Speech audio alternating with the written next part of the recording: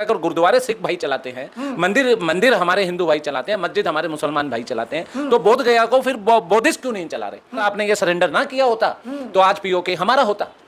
घुस के मारा तो ना, पाकिस्तान में घुस के मारा। इससे पहले भी अभी हमारे सेना भूतपूर्व सेना अध्यक्ष ने बोला कि इससे पहले भी 3 बार कांग्रेस के टाइम में सर्जिकल स्ट्राइक हुई है। आज जो देश है वो एक कमजोर प्रधानमंत्री के हाथों में है, जिनकी डोर 7 समुंदर पार अमेरिका के हाथ में है। नमस्कार दर्शकों, आप सभी का बहुत बहुत स्वागत है। आप देखना शुरू कर चुके हैं वतन 24 टीवी।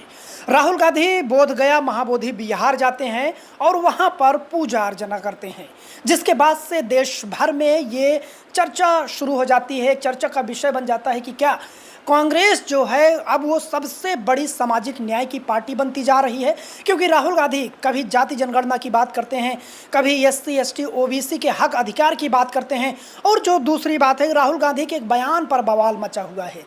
दरअसल राहुल गांधी ने नरेंद्र सरेंडर वाला आपको बयान याद होगा, जब उन्होंने कहा कि प्रधानमंत्री मोदी जो है वो सरेंडर कर जाते हैं डोनाल्ड ट्रंप के एक फ़ोन के बाद से, जिसके बाद जो है बीजेपी हमलावर हो जाती है और बीजेपी कहती है कि कांग्रेस का जो कैलेंडर है वो सरेंडर से भरा हुआ है। तो तमाम तरह की बातें चल रही हैं। इसी मुद्दे पर बातचीत करने के लिए हमारे साथ सुनील शेरसिया जी हैं, उनसे हम बातचीत करेंगे कि आखिर वो कैसे देखते हैं इस जो देश में ये मुद्दा चल रहा है। लेकिन सबसे पहले आएंगे राहुल गांधी जो बोध गया बिहार जो महाबोधि बिहार गए हैं, उस पर सबसे पहले आपका बहुत बहुत स्वागत। बिहार का जो आंदोलन चल रहा है वो एक वहाँ के आंदोलनकारी जो या वो आंदोलन कर रहे हैं कि 1949 एक्ट को समाप्त किया जाए। अब उनके बिना चाह रहे थे खत्म कर दिया गया है, लेकिन तैयारी फिर से, लेकिन वो तैयारी दोबारा उनकी वो चल रही है। उसमें देखते हैं हमारा कांग्रेस पार्टी का क्या स्टैंड रहता है। लेकिन हाँ, हम अगर हम उनकी हक और अधिकार की बात करेंगे तो उनके जो है उनका जो मानना है या जो उनकी एक डिमांड है, वो उनकी नाजायज नहीं है। लेकिन नीतीश कुमार नहीं बोल रहे हैं, तेजस्वी यादव नहीं बोल रहे हैं, बीजेपी के लोग तो पहले से नीतीश कुमार तो बीजेपी के गुलाम है, तो वो तो उनकी ही विचारधारा के अधीन हो चुके हैं नीतीश कुमार जी। तो नीतीश कुमार जी से हम कोई उम्मीद नहीं रखते हैं कि वो कोई हक और अधिकार की उनकी बात करेंगे। हमारा एक सीधा सा कहना है कि अगर गुरुद्वारे सिख भाई चलाते हैं, मंदिर हमारे हिंदू भाई चलाते हैं, मस्जिद हमारे मुसलमान भाई चलाते हैं, तो बोध गया को फिर बौद्धिस्ट क्यों नहीं चला रहे? उसमें दूसरे धर्म का इतना ज्यादा इन्वॉल्वमेंट किस लिए है? अगर ये बुद्धिस्टों का अगर बोध गया है तो उनको वो देना चाहिए, और अगर वो इसकी डिमांड कर रहे हैं, वो इसको मांग रहे हैं, तो उनकी मांग ये जायज है। आप उनकी उसको इस तरीके से उसको क्यों घेरा जा रहा है इन चीजों को? बिहार के राज्यपाल वहां पर जाते हैं पूजा। आप देखिए, आप बिहार के राज्यपाल की आपने बात करी, बुद्ध पूर्णिमा के दिन वो स्पेशल जाते हैं और बुद्ध पूर्णिमा के दिन जाके वो वहां शिव भगवान की पूजा करते हैं। अरे अगर आपने शिव भगवान की ही पूजा करनी है तो हजारों मंदिर है, तो उसके लिए आपने बोध गया को क्यों चुना? एक सवाल यहाँ से ये शुरू होता है कि आप दो धर्मों में वैमनस्य फैलाना चाहते हैं, बल्कि एफआईआर उनके ऊपर होनी चाहिए थी, और आपने एफआईआर करवा दी विनयचार्य पे और उनको आपने अरेस्ट करवा दिया। जिनकी पेटिशन आज ही लगी है, शायद उसमें 2 या 3 दिन में उसमें उनकी जमानत हो सकती है, और आज ही उनकी पेटिशन लगा के उनको वो किया, क्योंकि उन्होंने पहले खारिज कर दी थी। अब हाई कोर्ट में उनकी पेटिशन लगी है। अब सवाल ये उठता है कि राहुल गांधी बोध गया जा रहे हैं, लेकिन बीजेपी ने इन सब के बीच एक बड़ा ऐलान किया, जाति जनगणना का ऐलान किया। जाति जनगणना का सिर्फ ऐलान नहीं किया, तारीख और समय भी बता दिया। देखिए, आप बात को समझिए। आप हमें बोल रहे हैं कि सामाजिक न्याय की पार्टी बनती जा रही है। कांग्रेस पार्टी कब सामाजिक न्याय की पार्टी नहीं थी? कांग्रेस पार्टी तो आजादी के पहले से हम सामाजिक न्याय के काम करते हुए आ रहे हैं। अगर हम जाति जनगणना की बात करते हैं तो जाति जनगणना से इनका नुकसान क्या है? और जाति जनगणना जो आपको ऐलान तो मोदी सरकार ने किया ना। मोदी सरकार ने नहीं किया, मोदी सरकार से कराया गया है। कहीं ये क्यों? क्योंकि जाति जनगणना की आप ये बात कर रहे हैं, 2027 का आपने टाइम दिया। टाइमिंग देखिए इनकी, 2027 में, क्योंकि यूपी का चुनाव आने वाले हैं, उसमें जाति जनगणना में 1 से 1.5 साल लगेगा, जब तक 2029 का मोदी जी का चुनाव आ जाएगा। क्या ये सही आंकड़े दे पाएंगे? हमारा ये सवाल है। आप बोलते हैं नरेंद्र और सरेंडर। अब ऐलान कर दिया तो अब समय को लेकर आप लोग सवाल खड़ा हम कोई समय को लेकर नहीं कर रहे। इनके कोई भी जो इनका ऐलान होता है वो चुनावी गणित के अलावा इनका कुछ भी नहीं है। इन्हें हमारे हिंदुस्तान से, हमारे समाज से, हमारे इससे इनका कोई नहीं है। इनका सारा गणित जो है चुनावी गणित है। जो इन्होंने डेटे दी हैं कि भाई 27 ही क्यों चुना, अभी तो 26 में नहीं आए, अब 26 में कर लेते। 28 तक पूरे आंकड़े आ जाते। समय लगता है जाति जनगणना में, तो लंबे समय। तो सर अभी तो 25 ही चल रहा है। तो 27 ही क्यों चुना? मेरा भी हमारा भी एक सवाल है कि भाई 2027 ही क्यों? हम क्या इसे यूपी चुनाव से ना जोड़ के देखें? क्या आप इसे एक मुद्दा बनाएंगे यूपी चुनाव के अंदर कि भाई हमने जो है जाति जनगणना शुरू करा दी? क्या ये आपका मेन मुद्दा होगा 2027 यूपी चुनाव में?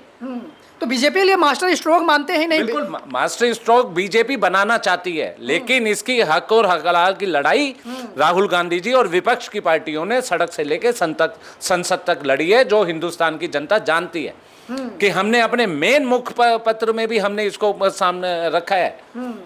अब राहुल गांधी जो चुनावी, सिर्फ इसे चुनावी घोषणा नहीं बनाई हमने। राहुल गांधी के एक बयान पर बवाल मचा हुआ है। वो कह रहे हैं कि ट्रंप जी का फोन आता है और फिर यहाँ पर जो है मोदी सरकार सरेंडर कर जाती है।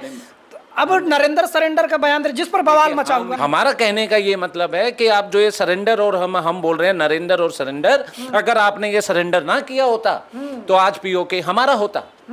घुस के मारा तो ना, पाकिस्तान में घुस के मारा। इससे पहले भी अभी हमारे सेना भूतपूर्व सेना अध्यक्ष ने बोला कि इससे पहले भी 3 बार कांग्रेस के टाइम में सर्जिकल स्ट्राइक हुई है। क्या वो उनका बयान गलत है? या तो सरकार उसको उनके बयान का खंडन करे अगर वो झूठ बोल रहे हैं तो। आप इतना उसमें कि घुस के मारा ये पहले भी होते रहे हैं, लेकिन आप पहले की सरकारें प्रचार नहीं किया करती थी, आप उनका प्रचार चुनावी एजेंडे के तरीके से करते हैं। हमारी जो आप इसको जो इसको नरेंद्र सरेंडर को जो आप बोल रहे हैं, आप इसको गलत तरीके से पेश कर रहे हैं जनता के सामने, इस देश के सामने। हम ये बताना चाहते हैं अगर आपने सरेंडर ना किया होता तो आज हमारे जो विश्व के अंदर जो पाकिस्तान अपना शोर मचा के बोल रहा है कि हमने विजय प्राप्त कर ली और इन्होंने अमेरिका को फोन किया, इन्होंने अमेरिका पाकिस्तान इस बयान का गलत फायदा उठा रहा है। वो नरेंद्र सरेंडर राहुल गांधी का बयान जो है वो काट कर वो चला रहा है। देखो भैया ये कह रहे हैं। आज आपने अगर सरेंडर ना किया होता तो क्या हमारी भारतीय सेनाएं, क्या आपको पाकिस्तान का हम क्या हमारे में क्षमता नहीं है कि हम पाकिस्तान को हम सबक सिखा सके? किसके प्रभाव में आके और किसके कहने में आके आपने सरेंडर किया रातों रात? क्या हमारा विपक्ष का ये भी दायित्व भी नहीं है कि हम ये पूछ सके कि भैया आपने सरेंडर अचानक कैसे कर दिया और किससे आपने सर्वदलीय बैठक बुलाई? जब इस तरीके की कोई विपत्ति सामने आती है तो आप देश के सामने आपने सर्वदलीय बैठक बुलाई, जिसमें आप बेशक शामिल नहीं हुए, लेकिन आपने सर्वदलीय बैठक बुलाई। प्रधानमंत्री जी उसमें शामिल नहीं होते हैं। और जब आप युद्ध विराम करते हैं तो क्या आपने सर्वदलीय बैठक बुलाई? चलिए आप पहले में भी नहीं आए थे, आप दूसरे में भी ना आते, लेकिन उसमें अमित शाह तो शामिल हो सकते थे। अमित शाह तो इस देश को जानकारी दे सकते थे कि भाई हम ये युद्ध विराम करने जा रहे हैं। क्या ये जो विपक्ष की पार्टियां हैं, जो हमारे विपक्ष के नेता हैं, क्या वो इस देश के नागरिक नहीं है? क्या वो इस देश का भला नहीं चाहते? विश्व में आपने आपने हमारा स्तर गिराया है, आपने हर तरीके से हमारे हिंदुस्तान को आपने नीचा दिखाया है। आपकी विदेश नीति का सबसे बड़ा फेलियर है, जिसको आप उसको सिर्फ मैनेज करने में लगे रहते हैं। प्रधानमंत्री जी के कार्यकाल का 1 साल पूरा हो गया है। नरेंद्र सरेंडर ये एक राजनीतिक बयान रहते हैं जो हमारे यहाँ के लिए है। उसको कोई आप उससे मत जोड़ के देखिए। हमारा जो है, और ये सच्ची में आपने ट्रम्प के प्रभाव में आके आपने सरेंडर किया, इसमें क्या हम गलत बोल रहे हैं? हमारा कहने का ये मतलब है बीजेपी कह रही सरेंडर जैसे शब्द खतरनाक है। युद्ध विराम अगर करना ही था तो उसकी घोषणा हमारे प्रधानमंत्री करते, हमारे होम मिनिस्टर साहब करते। ट्रम्प हमारे कौन लग रहे? हमारे देश के माई बाप हैं क्या वो? आप उन्हें बोलते हैं ट्रम्प हमारे मित्र है, अमेरिका हमारा मित्र देश। बीजेपी के लोग साफ कह रहे हैं कि समर्पण जो है वो पुरानी बातें हो गई, अब देश जो है मजबूत हाथों में है। देश मजबूत हाथों में हमेशा से रहा है। आज जो देश है वो एक कमजोर प्रधानमंत्री के हाथों में है, जिनकी डोर 7 समुंदर पार अमेरिका के हाथ में है। नहीं, ये कैसे कह सकते हैं? आपने इसके पहले भी सर्जिकल स्ट्राइक देखी, अब इस बार देखा आपने घुस के मारा गया। इस बार आपने देखा घुस के मारा, और फिर आपने ये भी देखा कि ट्रम्प का फोन आता है और सरेंडर हो जाता है। कल तक हम कुछ और बातें कर रहे थे और शाम को 5 बजे सरेंडर का मैसेज उनके ट्विटर हैंडल से होता है। हमारा दर्द है, हमारी जो मेन विपत्ति हमें आई है वो इसी बात पे आई है कि अगर हमने युद्ध विराम भी करना था तो उसकी घोषणा हमारे देश के प्रधानमंत्री करते। जो अमेरिका के प्रधानमंत्री ने क्यों की?